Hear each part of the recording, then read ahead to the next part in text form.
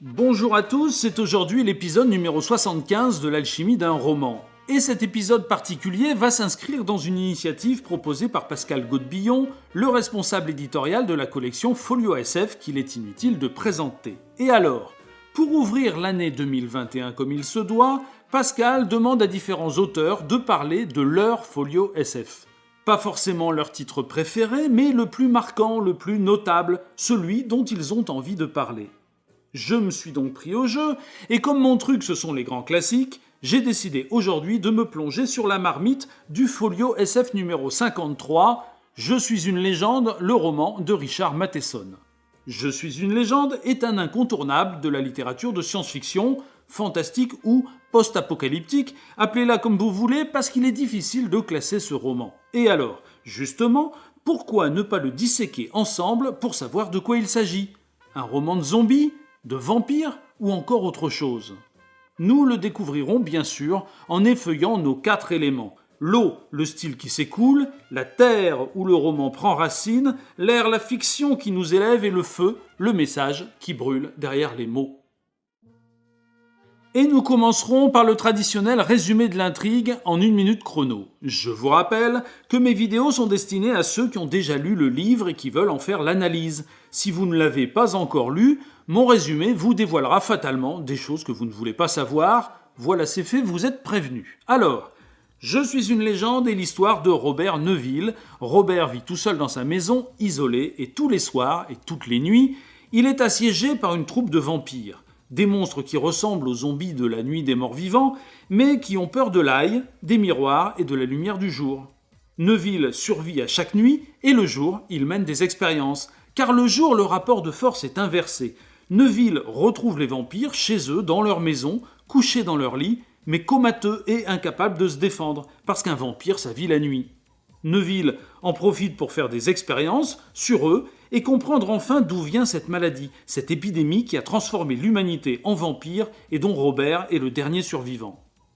Et peu à peu, Robert comprend la vérité scientifique du phénomène. Il isole le bacille responsable de l'infection et c'est bien une maladie qui transforme la nature biologique des humains. Mais il se fait piéger par une femme vampire qui lui fait croire qu'elle est survivante comme lui. Il est capturé, on va l'exécuter, mais pourquoi ? Pourquoi se dit-il ? Pourquoi veulent-ils me tuer ? Parce que tous les jours, pour ses expériences, il tuait lui-même des vampires, des êtres vulnérables et innocents qui dormaient tranquillement dans leur lit. Et alors ? Et si le monstre, finalement, c'était Robert Neville ? Je suis une légende est un roman de science-fiction post-apocalyptique. C'est un roman qui décrit un monde qui n'existe pas et qui n'existera jamais. Et là, c'est comme si j'entendais vos commentaires à l'avance. Comment ça, un monde qui n'existe pas ? La Terre dévastée par une épidémie, ça ne te rappelle pas quelque chose ? En plus, dès les premières pages, on constate que le style de Richard Matheson est un style réaliste. Le texte fourmille de détails et chaque détail contribue à nous faire croire à cet univers tellement particulier. Un exemple. Robert Neville insiste sur le soin qu'il porte à l'entretien de ses dents. Évidemment, il est le dernier être humain survivant sur la planète. Comment fera-t-il s'il perd ses dents ? C'est pas bête, et surtout, ça rend l'expérience de ce personnage très réelle.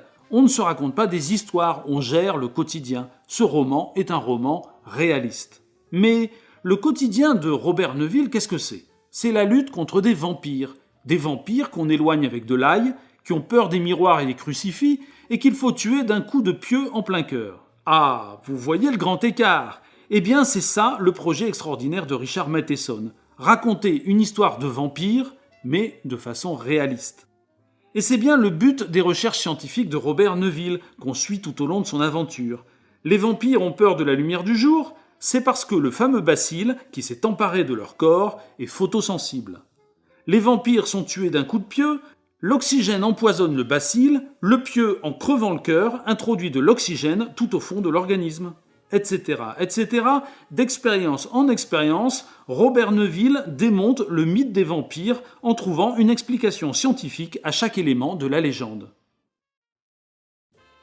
D'accord, c'est amusant, et on se retrouve rapidement captivé par les recherches de Neville. Et, sans s'en rendre compte, on se laisse entraîner parce que tout ça, c'est un piège d'écrivain que nous tend Richard Matheson. Prenons l'exemple du pieu en plein cœur. Au début, Neuville n'y comprend rien. Alors, il fait des hypothèses. Le pieu, c'est forcément en plein cœur ou ça marche ailleurs? Est-ce que ça marche dans le ventre ou dans la tête? En bon scientifique, il doit vérifier ses hypothèses en faisant des expériences. Ça tombe bien, le jour, les vampires sont sans défense. Neuville les débusque et les tue à coups de pieu. Et ça marche, et peu à peu, il comprend. Et je suis sûr que vous commencez à voir le malaise. Au départ, on ne se pose pas de questions. Les vampires sont des monstres, ils ont des griffes, ils ont des crocs. S'ils vous attrapent, vous êtes mort. Et puis, très subtilement, Matheson nous amène à nous poser les questions qui dérangent. Pourquoi Neuville fait-il toujours ses expériences sur des femmes, par exemple? Ça ne change rien? Peut-être, mais c'est bizarre. Et puis on apprend que Neuville est immunisé. C'est pour ça qu'il est le seul survivant. Mais alors, pourquoi fait-il ces expériences? Qu'est-ce que ça va changer de comprendre le fonctionnement du bacille? Et vient ce moment où l'on commence à se désolidariser du personnage. C'est intéressant, parce que normalement, tout le boulot d'un romancier, c'est de nous pousser à l'identification. Mais là, on ne comprend plus ce qui motive Robert Neuville. On commence à réfléchir par nous-mêmes, on commence à saisir le message. Et le premier problème qu'on perçoit, c'est un problème d'éthique. D'accord, les vampires sont des monstres, mais Neuville a-t-il pour autant le droit de les massacrer sans aucun cas de conscience? Et puis, ce sont des monstres peut-être, mais ils vivent, ils souffrent, ce sont plutôt des animaux. Des prédateurs certes, dangereux, mais des animaux. Et puis, il découvre que les vampires sont intelligents, qu'ils vivent en société. Alors pourquoi n'arrête-t-il pas ces expériences?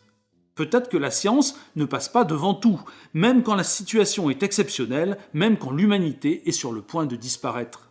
Et malgré tout, jusqu'au dernier moment, on reste du côté de Neuville, parce que même si ses ennemis sont des êtres humains, ils ne sont pas normaux, alors que Neuville, lui, il l'est, n'est-ce pas? Et voilà le deuxième problème que nous pose cette histoire. Au départ, Neuville est sûr de lui, les vampires sont une abomination, le gars normal sur cette terre, c'est bien lui. Et puis, à mesure qu'il les étudie, il commence à douter. On commence même à reconnaître dans sa bouche des arguments classiques pour justifier des discriminations raciales ou vis-à-vis de minorités.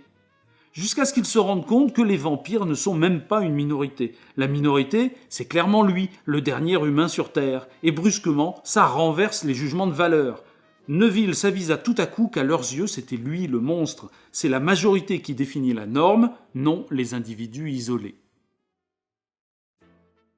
Et voilà deux messages beaux et forts de ce roman, deux sujets de réflexion qui mériteraient à eux seuls une belle place au panthéon de la littérature de science-fiction. Mais il y a beaucoup plus dans ce roman que ces leçons de morale. Il y a quelque chose qui en change la dimension. Il y a dans Je suis une légende un véritable projet littéraire. Au début du roman, souvenez-vous, Matheson nous fait croire que son projet, c'est de prendre la légende des vampires et d'en faire une réalité, un fait scientifique. Page après page, à travers Robert Neuville, il démonte le mythe avec des explications rationnelles, l'épidémie, le bacille, etc. Et puis, on tombe dans son piège, et le twist final du roman, le renversement de perspective, est un twist littéraire. Matheson ne voulait pas faire de la légende une réalité, il voulait faire de la réalité une légende. Il part d'une situation hypothétique mais bien réelle, parce qu'il la traite de façon réaliste, avec une accumulation de détails, pour aboutir à une légende, Robert Neuville devenu en quelque sorte le Dracula de la nouvelle humanité. Dracula, le mot est lâché, parce que c'est bien de lui qu'il s'agit. Au début du roman, Neuville, enfermé dans sa maison forteresse, lit un extrait du Dracula de Bram Stoker. La puissance du vampire tient à ce que personne ne croit à son existence. C'est une citation du véritable roman Dracula. Mais Neuville, lui, pense au monstre bien réel qui l'assiège au dehors de chez lui.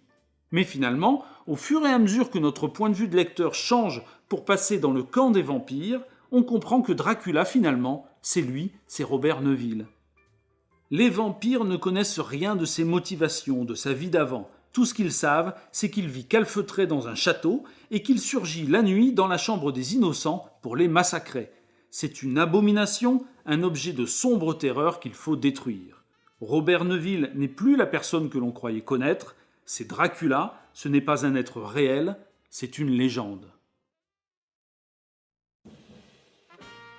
Et voilà donc ma réponse à la question de Pascal Godbillon, quel est mon folio SF? Mon folio SF, c'est Je suis une légende de Richard Matheson, un livre que j'aime beaucoup et qui mérite une lecture approfondie comme nous venons de le voir ensemble.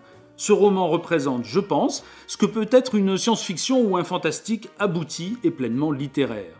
Et sur ces bonnes paroles, je vous conseillerais d'aller voir ou revoir les 74 autres vidéos de ma série L'alchimie d'un roman. 74 vidéos, donc 74 romans de 74 auteurs différents. Et si en plus de lire, vous écrivez ou vous rêvez d'écrire un jour, eh bien j'ai pour vous une deuxième série jumelle, L'alchimie de l'écriture, où j'aborde les grands sujets et les petits problèmes qui jalonnent la vie d'un romancier. Vous pouvez aussi me suivre sur Facebook, et si vous voulez me donner un coup de pouce et m'aider à réaliser mes vidéos, vous pouvez vous rendre sur Tipeee, une plateforme de financement, tous les liens sont dans la description. Et d'ailleurs, sachez que je remercie de tout mon cœur les contributeurs qui m'aident et qui m'ont aidé. Votre soutien m'est très important et sachez que vos gestes m'aident réellement à continuer mon travail. Voilà, il me reste à vous souhaiter de belles journées et de belles lectures, portez-vous bien et à la prochaine fois.